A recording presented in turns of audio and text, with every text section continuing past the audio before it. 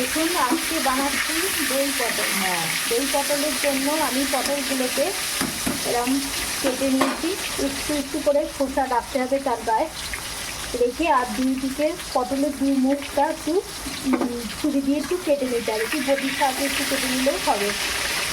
নিয়ে এবার এটাকে নুন হলুদ মাখিয়ে এটাকে আমার সর্ষে তেলের মধ্যে আমি এটা ভেজে নিচ্ছি।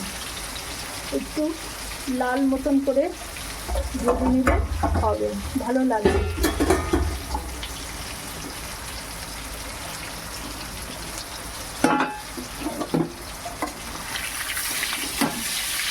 গুঁড়ো এক চামচ দিয়ে দিচ্ছি। কেমন লাগ? আর লঙ্কা গুঁড়ো। আমি এই বাটিটার মধ্যে একটু 1 চামচ করে 1 চামচ ধনে জিরের গুঁড়ো নিয়েছি আর 1 চামচ লঙ্কার গুঁড়ো নিয়েছি। নিয়ে একটু জলের মধ্যে এটাকে গুলে রেখে দিচ্ছি।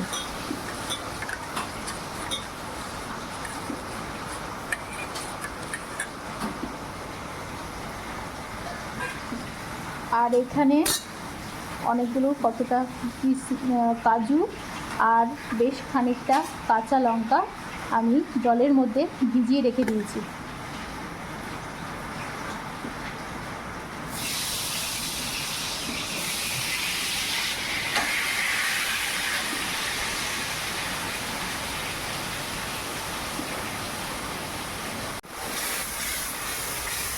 দেখুন আমার পটলটা ভাজা হয়ে গেছে, অল্প করে ভেজে রেখে দিয়েছি।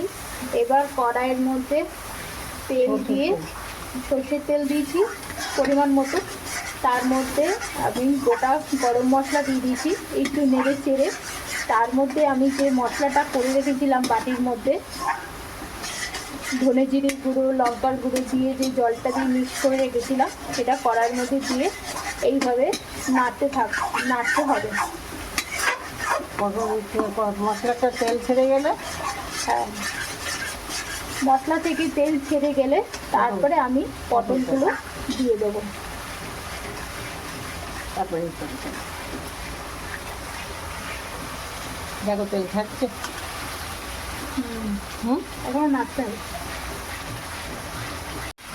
যেই মশলা থেকে তেলটা আমার ছেড়ে গেল তখন এই ভাজা পটলগুলো আমি তেলের মধ্যে দিয়ে দিলাম।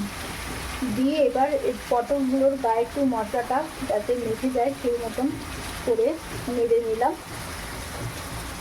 তারপরে নুন আর যেটা মশলার যে জলটা ছিল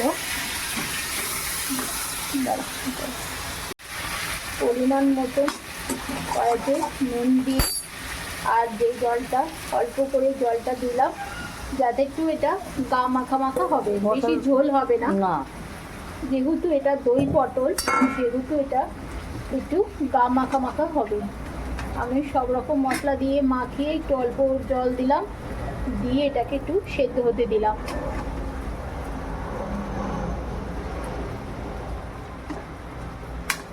ঠিক আছে।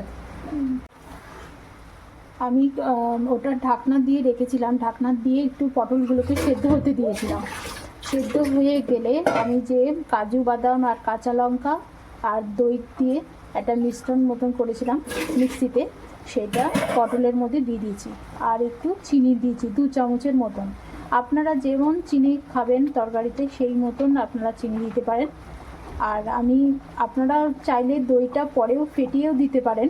আমি যেহেতু মনে হয়েছে যে এটার সাথে ফেটিয়ে দিলে ভালো হবে সেহেতু আমি এরমভাবে ফেটিয়ে ওর মধ্যে দিয়ে দিয়েছি।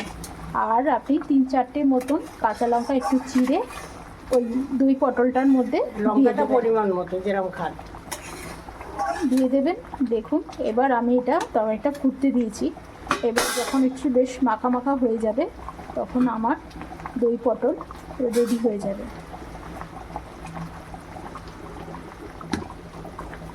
হলুদ দিতে হবে না। দেখুন আমার রেডি হয়ে গেছে দই পটল।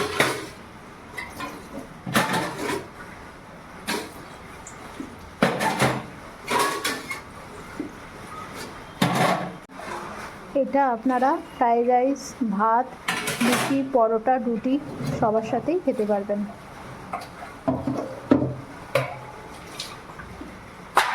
আমার রেসিপি আপনাদের ভালো লাগলে লাইক কমেন্ট এবং শেয়ার করে দেবেন।